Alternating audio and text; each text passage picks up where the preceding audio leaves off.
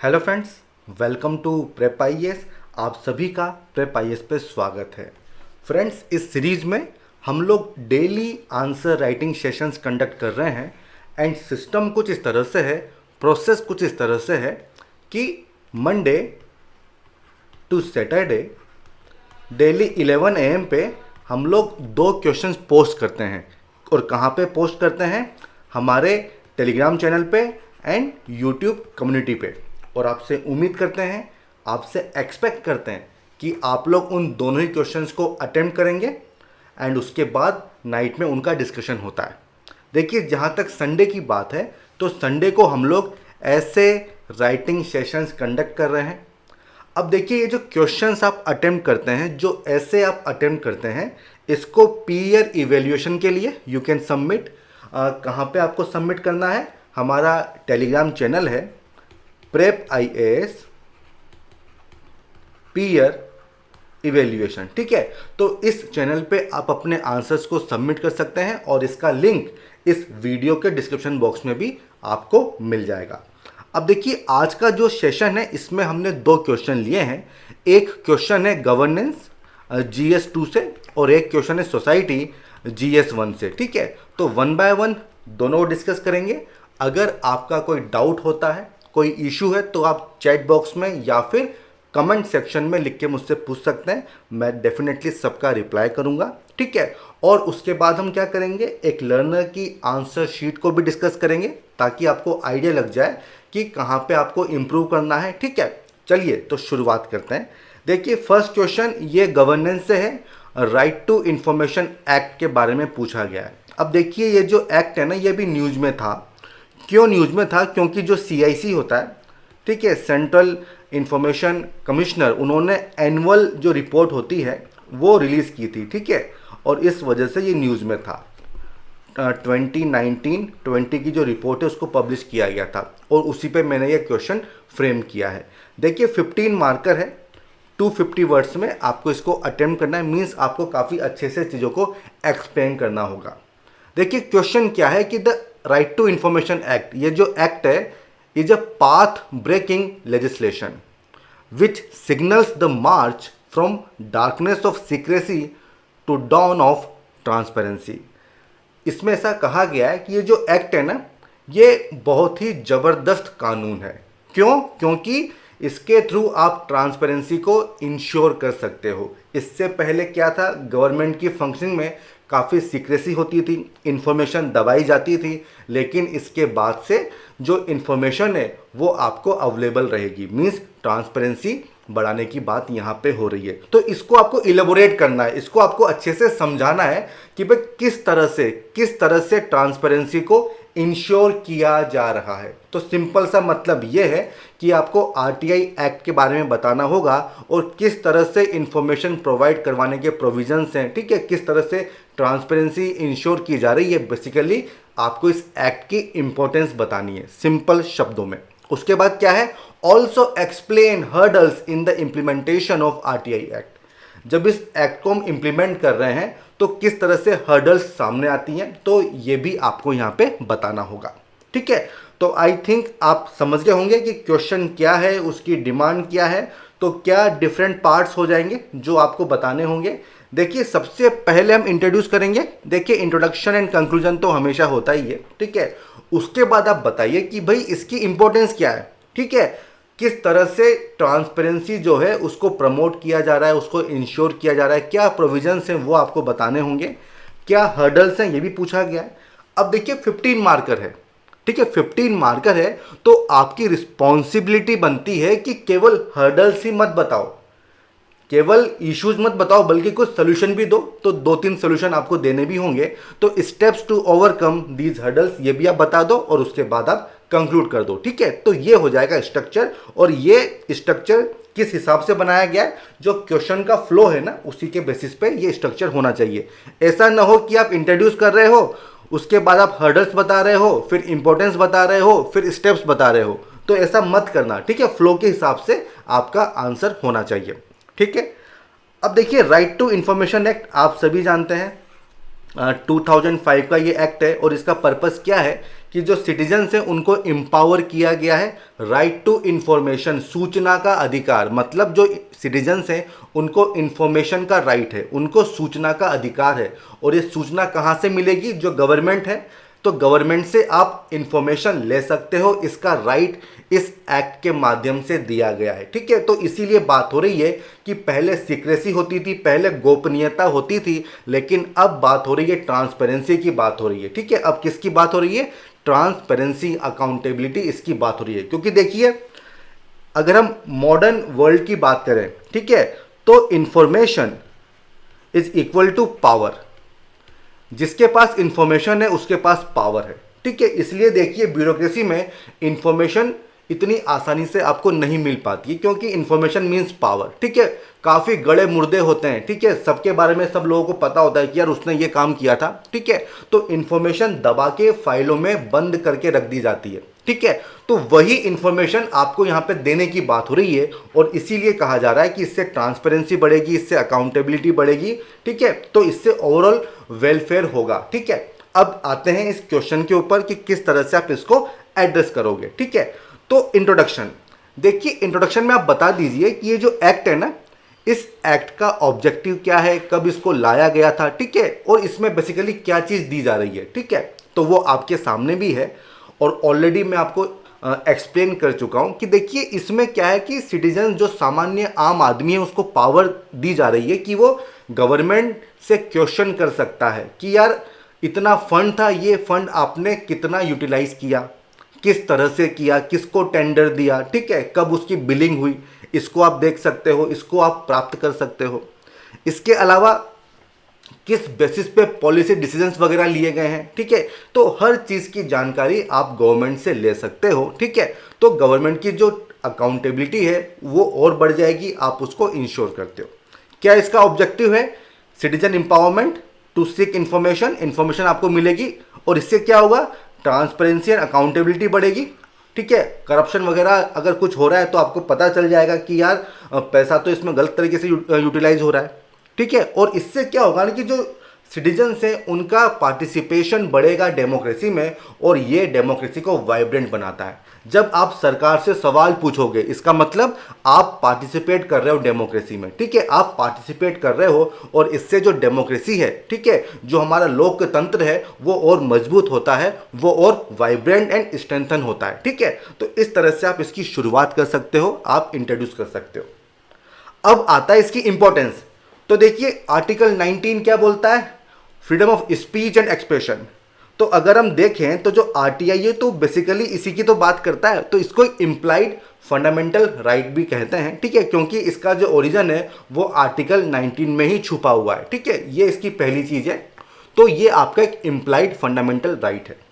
अब देखिए आरटीआई में क्या है कि जो कॉन्स्टिट्यूशनल अथॉरिटीज़ हैं, जो पब्लिक अथॉरिटीज़ हैं, ठीक है, वो सभी इसके दायरे में आती है, और उनसे एक आम आदमी इंफॉर्मेशन सीख कर सकता है, उनसे इंफॉर्मेशन ले सकता है। तो ये सबसे बड़ी बात है, और इसीलिए हम कहते हैं कि जो पुराना युग था वो सीक्रेसी का था, लेकिन अभी जो युग है, जो एरा है, ये ट्रांसपेरेंसी का एरा है। ठीक है, और इसका सबसे मेन एलिमेंट क्या है? Right to information act. ठीक है, और उसी के बारे में ये सवाल पूछा गया है। आगे बढ़ते हैं। इसके बाद देखिए जो पब्लिक अथॉरिटीज़ हैं उनको ये कहा गया है कि आपको टाइम पे रिस्पॉन्ड करना है। अगर कोई आपसे इंफॉर्मेशन मांग रहा है तो आपको 30 डेज में, नॉर्मली 30 डेज में आपको इंफॉर्मेशन देनी है, और अगर नहीं दे पाते हो तो पेनल्टी लगेगी। ठीक है, बात समझ में आ रही है ना? तो जो क्वेश्चन की डिमांड है, क्या हम उसको पूरा कर रहे हैं, इस चीज़ को आपको देखना होगा। क्वेश्चन में क्या पूछा गया है कि किस तरह से ट्रांसपेरेंसी प्रमोट हो रही है, तो उसके जो प्रोविजन है वो यहाँ पे हैं। इसके अलावा देखिए सेक्शन 4(1)(b क्या बोलता है कि जो गवर्नमेंट है वो सुओ मोटो इंफॉर्मेशन डिस्क्लोज करेगी। कहाँ पे? अपनी वेबसाइट पे। ठीक है, देखिए अगर हर गवर्नमेंट डिपार्टमेंट सारी की सारी इंफॉर्मेशन पब्लिक डोमेन में डाल दे तो क्या आरटीआई एक्ट की जरूरत पड़ेगी? बिल्कुल नहीं पड़ेगी, और यही इसका ऑब्जेक्टिव है कि इसकी जरूरत ही ना पड़े। तो आरटीआई कब सफल माना जाएगा, कब सक्सेसफुल माना जाएगा? जब कोई भी आरटीआई एप्लीकेशन फाइल ही ना हो, है ना? देखो बड़ी इंटरेस्टिंग सी चीज़। तो इसमें सुओ मोटो पब्लिक डिस्क्लोजर की बात हो रही है कि जो गवर्नमेंट एजेंसीज हैं वो इंफॉर्मेशन पब्लिक डोमेन में अपनी वेबसाइट पर डाल दें। जितने भी पब्लिक रिकॉर्ड्स हैं आप उसको कंप्यूटराइज वगैरह कर दो ताकि आराम से इंफॉर्मेशन मिल जाए। ठीक है, तो ये हो जाएगी इसकी इंपॉर्टेंस। और क्या लिख सकते हो, देखिए मैंने आपको कहा था कि इंफॉर्मेशन इक्वल टू पावर। ठीक है, तो अगर पावर है तो जो हमारे वीकर सेक्शंस हैं, ठीक है, जो वुमेन है, बच्चे हैं, SC ST, तो इनको एम्पावर किया जाता है क्योंकि ये गवर्नमेंट से क्वेश्चन कर सकते हैं कि आप हमारे लिए क्या कर रहे हो, ये जो पॉलिसी बनी थी इसमें कितना पैसा खर्च किया है और हमको कितना मिला है। ठीक है, तो वो सब चीज़ें जो वीकर सेक्शन है तो वो गवर्नमेंट से पूछ सकता है। ठीक है, तो इनसे उनका एम्पावरमेंट होगा। और देखिए काफ़ी सारे करप्शन के केसेस भी सामने आए हैं RTI की वजह से। आप देख लीजिए कॉमनवेल्थ गेम घोटाला हुआ था, 2G स्पेक्ट्रम, कॉल ब्लॉक्स वगैरह, तो इसमें RTI ने बहुत ही अहम भूमिका निभाई थी। ठीक है, तो जिस चीज़ की बात की जा रही थी कि इससे करप्शन कम होगा, इससे ट्रांसपेरेंसी बढ़ेगी, इससे सीक्रेसी कम होगी, इससे अकाउंटेबिलिटी बढ़ेगी, उस सबका एग्जाम्पल भी हमारे सामने है। ठीक है, हो जाएगा ना। तो ये सब चीज़ें हो जाएंगी कि भाई किस तरह से ये इंपॉर्टेंट है। ठीक है, और जो गवर्नमेंट के रिकॉर्ड्स हैं वो ओपन होंगे पब्लिक स्क्रूटनी के, ये ऑलरेडी मैं आपको बता चुका हूं। और इससे क्या होगा, गवर्नमेंट की अकाउंटेबिलिटी जो है वो और बढ़ जाएगी। ठीक है, तो ये सब पॉइंट आपको यहां पे लिखने होंगे। अब बात आती है हर्डल्स। देखो कोई भी चीज़ बिना हर्डल्स के तो हो ही नहीं सकती, कुछ चैलेंजेस होंगे ही होंगे, किस तरह से आप इंप्रूव कर सकते हो। ठीक है, तो जब भी आप किसी टॉपिक को तैयार करो ना तो उसके पॉजिटिव निगेटिव सोल्यूशन ये तरीका होता है, और चाहे तो इंट्रोडक्शन और कंक्लूजन ये भी आप तैयार कर सकते हो। ठीक है, अब देखिए अभी रिसेंटली 2019 में इसमें अमेंडमेंट किया गया, और जो अमेंडमेंट किया गया तो उसमें जो CIC होते हैं, IC होते हैं, उनकी सैलरी और जो टर्म्स ऑफ ऑफिस है उसमें कुछ चेंजेस किए गए। तो काफ़ी सारे क्रिटिक्स ऐसा कह रहे हैं कि इससे जो गवर्नमेंट है वो अपना कंट्रोल बढ़ाने की कोशिश कर रही है। ठीक है, इस एक्ट में जो अथॉरिटीज हैं उनके ऊपर मतलब डाइल्यूशन किया जा रहा है इस एक्ट का, तो ये सबसे पहला हर्डल है। सेकंड क्या है, मिसयूज। देखिए ये जो एक्ट है ना इसमें ये प्रोविजन नहीं है कि अगर कोई सिटीजन RTI फाइल कर रहा है तो उसको कारण बताना होगा कि वो क्यों कर रहा है, ऐसा प्रोविजन नहीं है। तो इससे क्या होता है, जिसकी जो मन पड़ती है पूछ लेता है। उससे होगा क्या, एक तो जो ऑफिसर्स हैं वैसे ही कम है, उनके ऊपर लोड बढ़ता है। ठीक है, और अननेसेसरी की इंफॉर्मेशन पूछी जाती है। तो इससे होगा क्या कि जो इंपॉर्टेंट इंफॉर्मेशन होती है वो लेट हो जाती है, वो उनमें डिले हो जाता है। ठीक है, और टाइम का इश्यू होता है, रिसोर्सेज आपके खर्च होते हैं। ठीक है, देन लो पब्लिक अवेयरनेस। देखिए जब लोगों को पता ही नहीं होगा कि RTI जैसी कोई चीज मार्केट में अवेलेबल है, ठीक है, तो इस एक्ट का फायदा क्या है। तो जब उनको पता ही नहीं है तो वो कैसे यूज करेंगे। तो जो हम बात कर रहे हैं एम्पावरमेंट की वो कैसे होगा, देखिए एक स्टडी आई थी उसमें कहा गया था कि उस स्टडी में जितने भी रिस्पोंडेंट थे उसमें से केवल 15% लोगों को ही RTI के बारे में पता था। और जब हम बात करते हैं रूरल एरियाज की तो वहां पे हालत और ख़राब है। ठीक है, तो लो पब्लिक अवेयरनेस की यहाँ पे बात हो रही। और देखिए इससे जुड़ा सेक्शन 26 है, सेक्शन 26 ऑफ RTI एक्ट। ये क्या बोलता है, ये गवर्नमेंट को कहता है कि आपको एजुकेशनल प्रोग्राम वगैरह चलाने होंगे ताकि जो लोग हैं उनको अवेयर किया जा सके, लेकिन गवर्नमेंट ऐसा नहीं करती है। Then constraint faced in filing applications. देखिए जो एप्लीकेशन आपको सबमिट करनी है तो उसका एक स्टैंडर्ड फॉर्मेट नहीं है। ठीक है, प्रॉपर गाइडलाइंस नहीं है। तो इससे होगा क्या कि जो अथॉरिटी है वो आपकी एप्लीकेशन को रिजेक्ट कर देगी। ठीक है, तो ये इश्यू हो गया। पुअर क्वालिटी ऑफ इंफॉर्मेशन, आप पूछ क्या रहे हो और बताया क्या जा रहा है। ठीक है, तो इससे क्या हुआ, डिले होता जाता है। ठीक है, then constraint faced in inspection of records. देखिए इंफॉर्मेशन आपको कब मिलेगी, जब वो इंफॉर्मेशन अवेलेबल हो।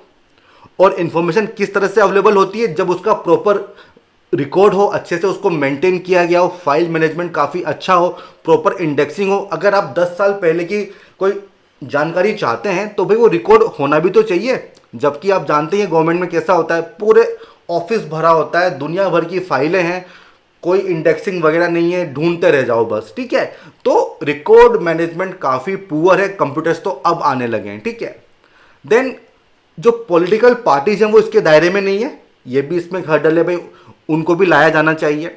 देन देखिए इसमें यह कहा गया है कि 30 डेज में आपको जानकारी उपलब्ध करवाई जाएगी, लेकिन ऐसा नहीं होता है। क्यों, क्योंकि देखते हो तो स्टाफ की कमी है। ठीक है, स्टाफ की कमी है, जब स्टाफ ही नहीं होगा तो कहां से वो आपको इंफॉर्मेशन देगा। दूसरी बात देखिए, जो इन्फॉर्मेशन प्रोवाइड की जाती है वो इनएक्यूरेट होती है कभी कभी, तो उससे क्या होगा, फिर उसकी अपील हो जाएगी, तो इस तरह से मैटर पेंडिंग ही रहता है। एक और एग्जांपल ले सकते हो, जो सीआईसी हैं उनको अपीलेट जुडिक्शन दिया हुआ है लेकिन टाइम फ्रेम डिसाइड नहीं किया गया है, तो वहां पे भी काफ़ी डिले होता है। ठीक है, इश्यू ऑफ इनफोर्सेबिलिटी, देखिए जो आईसी हैं, सीआईसी हैं, उन्होंने जो डायरेक्शन दे दी, ठीक है, जब तक वो फुलफिल नहीं होती है तो क्या मतलब है इसी डायरेक्शन का। ठीक है, तो वो केवल डायरेक्शन दे सकते हैं, बट अगर कोई पब्लिक अथॉरिटी उसको उसको उसके साथ कॉम्प्लाई नहीं करती तो फिर कोई सोल्यूशन नहीं है। देन सीक्रेसी, और वो कहाँ से आती है, ऑफिशियल सीक्रेट एक्ट ऑफ 1923, ये ईयर सही है ना, एक बार चेक कर लेना। ठीक है, तो इस तरह से ये जो एक्ट है ये एक तरह से हर्डल बनता है। तो ये सारी चीज़ें हैं जो आपको यहाँ पे लिखनी होंगी। अब आता है भाई क्या स्टेप्स ली जाएं, तो भाई जो इश्यूज आपने बताए हैं उन्हीं को रिवर्स कर दो, वो हो जाएंगे सोल्यूशन। जैसे कि यूजर फ्रेंडली एप्लीकेशन प्रोसेस होना चाहिए, एक स्टैंडर्ड फॉर्मेट वगैरह होना चाहिए। आप डिजिटल टेक्नोलॉजी का यूज करो, जैसे कि जो फाइल मैनेजमेंट है वो सब सॉफ्ट कॉपी की फॉर्म में होना चाहिए, उसको ऑनलाइन कर दो ताकि लोगों को दिक्कत ना हो, आप आराम से तुरंत ढूंढ पाओ कि भाई वो वाली फाइल कहाँ पे है। इन्वेस्टमेंट इन इंफ्रास्ट्रक्चर, यही बात है, कंप्यूटर्स वगैरह। ठीक है, तो इस एक्ट को अच्छे से इंप्लीमेंट करने के लिए जो भी इंफ्रास्ट्रक्चर चाहिए, भले वो स्टाफ हो, ह्यूमन रिसोर्सेज हो, चाहे वो टेक्नोलॉजी हो, कंप्यूटर्स हो, इंटरनेट हो, उन सब पे आपको इन्वेस्टमेंट करना होगा। जो स्टाफ है उनको समझाओ कि एक्ट क्या है, क्या कोर्ट के रूलिंग क्या है, उसी हिसाब से आपको एक्ट करना है। ठीक है, उनको प्रॉपर ट्रेनिंग वगैरह देनी चाहिए। ठीक है, तो ये सब चीज़ें आपको यहाँ पे लिखनी होगी। आगे ना समझ में। अब बात आती है कंक्लूजन। आप मुझे ये बताओ कि केवल आरटीआई लाना क्या सफिशिएंट है क्या? क्या इससे आप गुड गवर्नेंस इंश्योर कर लोगे क्या? डेफिनेटली बिल्कुल नहीं। देखिए नेसेसरी है बट सफिशिएंट नहीं है। सफिशिएंट आपको और क्या करना होगा, आपको इसको और स्ट्रॉन्ग करना होगा, आपको पावर को डिसेंट्रलाइज करना होगा। सारी पावर एक आदमी लेके बैठा है तो मतलब क्या है आरटीआई का। ठीक है, पावर को डिसेंट्रलाइज करो ताकि सही टाइम पे आपको इंफॉर्मेशन मिल जाए। ठीक है, अकाउंटेबिलिटी आपको और इंश्योर करनी होगी। ठीक है, और जो विसिल ब्लोअर हैं, जो ऐसे ऑफिसर्स हैं जो इंफॉर्मेशन बताते हैं कि वहां पे ये गलत काम हो रहा है, तो उनका प्रोटेक्शन बहुत जरूरी है। अगर किसी आदमी को ये डर है कि अगर मैंने करप्शन का केस सामने रख दिया तो भाई मैं तो गया, तो क्या वो इंफॉर्मेशन लीक करेगा? बिल्कुल नहीं करेगा। काफ़ी कम ही लोग ऐसे होते हैं। तो प्रोटेक्शन बहुत ज़रूरी है। तो इन सब की बात आप कर सकते हो कहाँ पे, कंक्लूजन में। ठीक है, हो गया नहीं पूरा क्वेश्चन, समझ में आ गया अच्छे से? अगर कोई डाउट है तो पूछ लेना। ठीक है, अगर कोई डाउट है तो पूछ लेना। अब क्या करते हैं, चलते हैं सेकंड क्वेश्चन की तरफ। और ये क्वेश्चन बिलोंग करता है कहाँ से, इंडियन सोसाइटी से। अब देखिए मैं हमेशा कहता हूं कि सोसाइटी बहुत ही ज़बरदस्त सब्जेक्ट है। मैं ऐसा क्यों कह रहा हूं, क्योंकि देखिए हर साल 100 के आसपास मार्क्स के क्वेश्चन पूछे जाते हैं और इसका सिलेबस बहुत कम है। 10 टॉपिक्स आपको कवर करने होते हैं। ठीक है, तो सोसाइटी अच्छे से करो। ठीक है, इसमें अच्छा स्कोर आता है और कोशिश करो मैक्सिमम एग्जाम्पल्स देने की। अब ये जो क्वेश्चन है ये 15 मार्कर है, 250 वर्ड्स में आपको इसको आंसर करना है। और टॉपिक क्या है, अर्बनाइजेशन। ठीक है, शहरीकरण। क्या क्वेश्चन है, what do you understand by urbanism, नगरवाद, सब अर्बनाइजेशन, उपनगरीकरण, एंड अर्बनाइजेशन, शहरीकरण। इनसे आप क्या समझते हैं? ये जो कॉन्सेप्ट हैं, ये जो अवधारणा है, इनको थोड़ा सा आपको एक्सप्लेन करना है। उसके बाद क्या पूछा गया है, how are social relations transformed in urban spaces. किस तरह से जो सामाजिक संबंध हैं वो शहरी क्षेत्रों में, अर्बन एरियाज में ट्रांसफॉर्म्ड होते हैं। देखिए ट्रांसफॉर्मेशन मींस ये रिलेशन विलेज में कुछ अलग तरीके से होते हैं, लेकिन जब आप अर्बन एरिया में आ जाओगे तो इनमें ट्रांसफॉर्मेशन आपको देखने को मिलता है और वही ट्रांसफॉर्मेशन आपको यहाँ पे बताना है। ठीक है, तो स्ट्रेट फॉरवर्ड क्वेश्चन है। क्या डिमांड है कि ये जो 3 कॉन्सेप्ट हैं इनको समझा दो, उसके बाद ये बता दो कि भाई जो रिलेशन है वो किस तरह से ट्रांसफॉर्म होते हैं, और इसके अलावा वही इंट्रोडक्शन एंड कंक्लूजन। तो ये 5 चीज़ें हैं जो इस क्वेश्चन में पूछी गई हैं। सबसे पहले आप इंट्रोड्यूस करेंगे, फिर बताइए कि अर्बनाइजेशन क्या होता है, अर्बनिज्म क्या होता है, सब अर्बनाइजेशन क्या होता है। एक्चुअली जो अर्बनिज्म है वो मैंने यहीं पे क्लब कर दिया है, इसलिए यहाँ पे नहीं है, उसको भी आप जोड़ लेना। और किस तरह से ट्रांसफॉर्मेशन होता है और क्या कंक्लूजन होगा। ठीक है, समझ में आ रहा है ना? बढ़े आगे। तो देखिए, अर्बनिज्म, अर्बनाइजेशन, सब अर्बनाइजेशन, बेसिकली इसके लिए आपको पता होना चाहिए कि अर्बनाइजेशन क्या होता है। ठीक है, तो अर्बनाइजेशन मीन्स जब जो पॉपुलेशन है वो माइग्रेट करती है कहाँ पे, अर्बन एरियाज में, उसको कहा जाता है अर्बनाइजेशन। ठीक है, सिंपल शब्दों में मैं बता रहा हूँ। अब देखिए, जहां तक इंट्रोडक्शन की बात है, जहां तक इंट्रोडक्शन की बात है, इसके परिचय की बात है, तो वन बाय वन तीनों को बता दो कि उनकी डेफिनेशन क्या है और थोड़ा सा उसको एक्सप्लेन कर दो। अर्बनिज्म, देखिए अर्बनिज्म का मतलब क्या होता है। इसका मतलब यह है कि जो सिटीज़ हैं, जो टाउन्स हैं, उनके कल्चर को, उनके वे ऑफ लाइफ को आप अपना रहे हो। Urbanism, urban plus ISM means एक तरह की फिलोसॉफी है। जो अर्बन एरियाज हैं उनका जो कल्चर होता है, देखिए अर्बन एरियाज का कल्चर डिफरेंट होगा किससे, जो विलेज हैं, जो रूरल एरियाज है, जो ग्रामीण एरिया हैं, उनसे कल्चर डिफरेंट होता है। और अगर उस कल्चर को आप अपना लेते हो तो इसको कहा जाएगा क्या, अर्बनिज्म। तो ये आपको समझाना होगा। और इसमें कौन कौन सी चीज़ें आती हैं, जैसे कि भाई टेक्नोलॉजी का यूज़ काफ़ी ज़्यादा होगा। अगर आप कंपेयर करो विलेज को अर्बन एरिया से तो आप पाएंगे कि विलेज एरिया में टेक्नोलॉजी काफ़ी कम लेवल पे यूज होती है, जबकि इसका जस्ट उल्टा आपको मिलेगा कहाँ पे, अर्बन एरियाज में। और क्या मिलेगा, हाई मोबिलिटी, हाई मोबिलिटी। देखिए विलेज में जो कास्ट सिस्टम होता है ना, वो बहुत स्ट्रांग होता है। तो वहाँ पे एक कास्ट का बंदा दूसरी कास्ट के लोगों में इतना उसकी इंटरमिंगलिंग नहीं हो पाती है, लेकिन ऐसा अर्बन एरिया में नहीं है। वहाँ पे हाई मोबिलिटी है, कास्ट वहाँ पे ज़्यादा फर्क नहीं पड़ता है, क्योंकि शहरों में हमको क्या देखने को मिलता है, क्लास सिस्टम। ठीक है, कितना पैसा है आपके पास, ठीक है, उसके हिसाब से आपकी हायरार्की होती है। ठीक है, तो विलेज एरिया में क्या है, कास्ट सिस्टम वो मजबूत है, और अर्बन एरिया में क्लास सिस्टम। इसका मतलब ये नहीं है कि यहाँ पे कास्ट नहीं है, लेकिन उतना नहीं है जितना विलेज में होता है, आप इस तरह से समझ लो।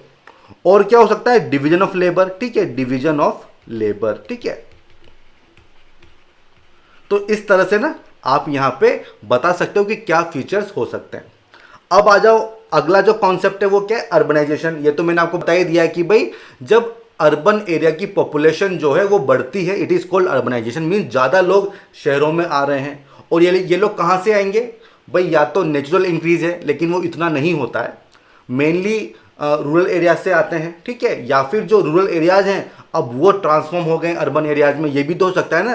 तो दोनों ही चीज़ें पॉसिबल हैं। ठीक है, तो इतना आपको लिखना होगा, ये सफिशिएंट है। ठीक है, अब आता है तीसरा, वो क्या है, सब अर्बनाइजेशन। अब देखो भाई, दिल्ली का एग्जाम्पल ले लो, हर तरफ से लोग दिल्ली में आ रहे हैं, एरिया तो लिमिटेड है ना, कितने लोग रह पाएंगे भाई। डेंसिटी भी एक चीज़ होती है ना, पॉपुलेशन डेंसिटी।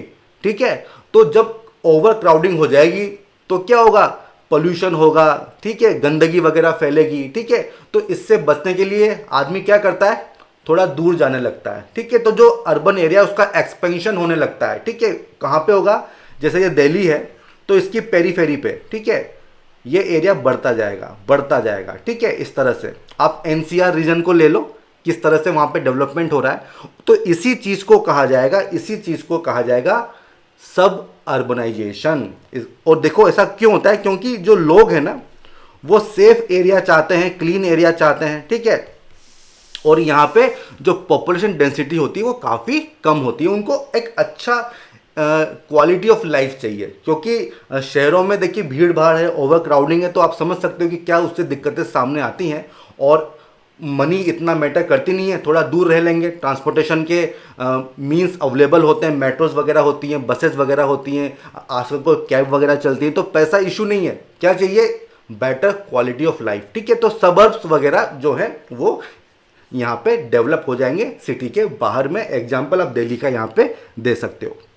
अब पूछा गया है कि जो सामाजिक संबंध हैं, जो सोशल रिलेशन है, उनमें किस तरह से ट्रांसफॉर्मेशन आपको देखने को मिलता है। अब देखिए, हमने इसको डिस्कस भी किया था कहाँ पे, जब हमने बात की थी सोसाइटी के, हमने 4 लेक्चर लिए थे, तो थोड़ा बहुत आइडिया वहाँ पे लिया था।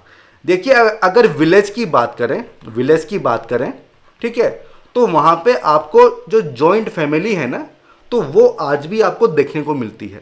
ठीक है, लेकिन शहरों में किस चीज़ को प्रमोट किया जा रहा है, न्यूक्लियर फैमिली को। मीन्स जो फैमिली की साइज है वो काफ़ी छोटी होगी, मदर फादर उनके बच्चे, बस। अगर बच्चे 2 हैं तो 4 लोग रहेंगे, बच्चा 1 है तो 3 लोग रहेंगे, केवल इतनी सी फैमिली होती है। और देखिए जब फैमिली छोटी है तो जो आपके रिश्तेदार हैं जो कहीं और रहते हैं, ठीक है, उनसे क्या होगा ना, आपका इंटरेक्शन भी कम होगा क्योंकि आप तो बिजी हो शहरों में। तो एक वो भी चीज़ आती है कि जो किनशिप है ना, तो वो भी थोड़ी वीक हो जाएगी, ठीक है। जो आपके सोशल रिलेशन है आपके रिश्तेदारों से, वो थोड़े वीक पड़ने लग जाते हैं, ठीक है। ये बात समझ में आ रही है।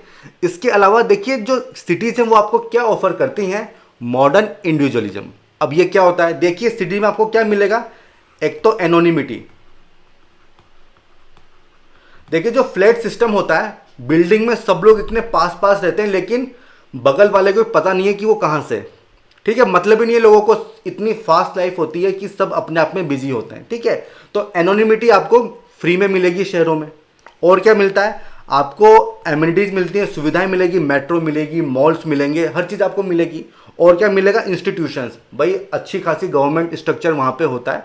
तो ये सब आपको मिलता है कहाँ पे, अर्बन एरियाज में, ठीक है। तो एनोनिमिटी, ठीक है, ये एक बहुत बड़ा फीचर है आपके सोशल रिलेशन का, कहाँ पे, अर्बन एरियाज में। एनोनिमिटी इसीलिए बोलते हैं कि एनोनिमस है, आपके बगल में आके कौन रह रहा है, वो क्या खा रहा है, क्या पी रहा है, आपको पता नहीं है और आपको मतलब भी नहीं है। इसीलिए कहते हैं कि जो कास्ट सिस्टम है वो वीक हो रहा है। उसका एक कारण ये भी है क्योंकि आपको पता ही नहीं है और आप जानना भी नहीं चाहते हो, ठीक है, क्योंकि आपके पास समय ही नहीं है, ठीक है। सुबह निकलोगे, रात में घर पे आओगे, ठीक है। देन कास्ट आइडेंटिटी जो है वो डिमिनिश हो रही है, मतलब वो जो उसका जो स्ट्रांग होल्ड है ना, जो कट्टरता है, वो अब कम होती जा रही है। क्यों, देखिए शहरों में ट्रांसपोर्टेशन मीन्स मेट्रो में आपके बगल में कौन है आपको मतलब नहीं होगा उससे कुछ भी, ठीक है।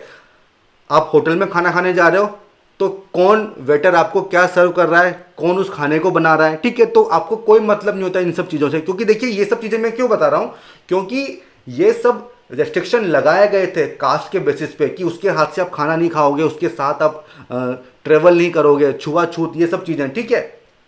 तो वो सब चीज़ों का कोई मतलब नहीं है। Then transformation of role of women, देखिए अगर आप विलेज में देखें तो वुमेन का रोल जो है, आप कंपेयर करें शहरों की तुलना में तो इतना अच्छा आपको नहीं दिखेगा। आज भी वहाँ पे पैट्रियार्चल एटीट्यूड आपको ज़्यादा मिलेगा। जो पुरुष हैं, जो मेल्स हैं, उनका डोमिनेंस आपको ज़्यादा देखने को मिलता है। लेकिन अर्बन एरिया में देखिए कुछ चेंजेस हमको देखने को मिल रहे हैं। वुमेन एम्पावरमेंट हो रहा है, वुमेन के रोल में ट्रांसफॉर्मेशन आपको देखने को मिलेगा। वुमेन का रोल अब बढ़ रहा है फैमिली में, अब वो डिसीजन मेकिंग में पार्टिसिपेट भी करती हैं, ठीक है। देखिए अगर न्यूक्लियर फैमिली है तो ले देखिए 4 लोग हैं, पति पत्नी और 2 बच्चे, तो वुमेन जो है उनका रोल ऑटोमेटिकली बढ़ जाएगा। और क्या बता सकते हो भाई, वुमेन अब जॉब भी करती हैं। तो देखिए जो पहले फाइनेंशियल डिपेंडेंसी होती थी हस्बैंड के ऊपर या फादर के ऊपर, वो कम हो रही है। क्यों, क्योंकि अब जो फीमेल हैं वो खुद भी जॉब्स वगैरह करती हैं, ठीक है। तो आप समझ पा रहे होंगे कि किस तरह से जो वुमेन का रोल है इसमें आपको ट्रांसफॉर्मेशन देखने को मिलेगा। देखिए कास्ट में आप इंटर कास्ट मैरिज को भी लिख सकते हो, ठीक है, हो जाएगा ना। आगे बढ़े, तो ये सब चीज़ें यहाँ पे पूछी गई है। अब आता है कंक्लूजन। तो देखिए किस तरह से कंक्लूड करोगे, आप बता दो कि अर्बन जो स्पेस होते हैं ये बेसिकली मेल्टिंग पॉट होते हैं, ठीक है। यहाँ पे आपको तमाम डाइवर्सिटी मिल जाएगी। अब देखिए आप दिल्ली में कोचिंग करने जाते हैं यूपीएससी के लिए, तो वहाँ पे आपको पूरे इंडिया से लोग मिलेंगे, ठीक है। तो melting pot of people with diverse ethnic, वहाँ पे आपको मराठी फूड भी मिलेगा, राजस्थानी मिलेगा, गुजराती मिलेगा। तो हर तरफ का जो फूड है ना आपको वहाँ पे मिल जाएगा, ठीक है। हर तरह के लोग आपको वहाँ पे मिल जाएंगे जिनका अलग अलग रिलीजन होगा, लैंग्वेज वगैरह होगी, ठीक है, लेकिन सभी लोग एक जगह रहते हैं। आप कोई एमएनसी का एग्जाम्पल ले लो, ठीक है। तो मेल्टिंग पॉट है, ठीक है। आप चाहें तो ये भी लिख दो कि जो इश्यूज हैं भाई, हेल्थ पे फोकस करना चाहिए, एजुकेशन पे देना चाहिए, स्लम्स वगैरह नहीं होना चाहिए, क्राइम्स रोकने चाहिए। तो ये सब आपके ऊपर है कि आप किस तरह से इसको कंक्लूड करते हो, ठीक है। तो काफ़ी सारे ऑप्शन मैंने आपको यहाँ पे दे दिए हैं, ठीक है। हो गया ना भाई क्लियर। आई डोंट थिंक किसी को कोई डाउट होगा इसमें, ठीक है। आगे बढ़ते हैं। अब हम क्या करेंगे, एक लर्नर की आंसर शीट को देख लेते हैं। देखिए इन्होंने आरटीआई के बारे में बताया है कि रूल्स एंड प्रोसीजर्स को डिफाइन करता है राइट टू इन्फॉर्मेशन के लिए। इसने 2002 के एक्ट को रिप्लेस किया है। तो भाई चलो ठीक है, अच्छा आपका इंट्रोडक्शन है, कोई इशू नहीं है। How RTI act is a march, किस तरह से मार्च है। तो देखिए ऑल कॉन्स्टिट्यूशनल अथॉरिटी इसमें शामिल है। आप गवर्नमेंट डॉक्यूमेंट को इंस्पेक्ट कर सकते हो, वर्क को इंस्पेक्ट कर सकते हो, अच्छी चीज़ है। 30 डेज में आपको देना होगा, ठीक है। देन डिस्क्लोजर जो है उसमें पहले काफ़ी सारे रेस्ट्रिक्शन थे वो हटाए गए हैं, ये भी सही है। मैंडेटरी टू कंप्यूटराइज, ये भी सही बात है। जो हमने 4(1)B की बात की थी ना, तो उसमें 4(1)A यही होता है, ठीक है, कि आपको रिकॉर्ड्स को कंप्यूटराइज करना है। देन क्या है, function of governance, better inform citizen, इससे ठीक है। तो देखो आप थोड़े कीवर्ड यहाँ पे यूज करो। वो कीवर्ड क्या है, ट्रांसपेरेंसी, अकाउंटेबिलिटी, सीक्रेसी, इस तरह के वर्ड्स आने चाहिए, इनसे अच्छा इंप्रेशन पड़ता है। गुड गवर्नेंस, इस तरह की बातें करो, थोड़े बड़े बड़े वर्ड्स लिखो, ठीक है। तो कुछ पॉइंट्स आपने छोड़ दिए हैं कि जो वीकर सेक्शंस हैं वो किस तरह से उनका इंपावरमेंट होता है, ठीक है। सुओ मोटो डिस्क्लोजर की आप बात कर सकते हो, ठीक है, वो सब पॉइंट आप यहाँ पे लिख सकते हो, ठीक है। अब क्या आता है, चैलेंजेस, मिसयूज, सही बात है, पब्लिक अवेयरनेस, सही बात है, कोई डाटा हो तो दे सकते हो, उसका जो सेक्शन है वो 26 वो आप बता सकते हो। इनसफिशिएंट नंबर्स, बात सही है, बैकलॉग होता है, डिले होता है, रिकॉर्ड मैनेजमेंट पुअर है, बात सही है, थ्रेट टू सीक्रेसी, तो ये पॉइंट आपके अच्छे हैं, ठीक है, ये पॉइंट आपके अच्छे हैं, ठीक है। देन वे फॉरवर्ड में क्या लिखा है कि रिस्पेक्टिव वेबसाइट पे इंफॉर्मेशन डालनी चाहिए।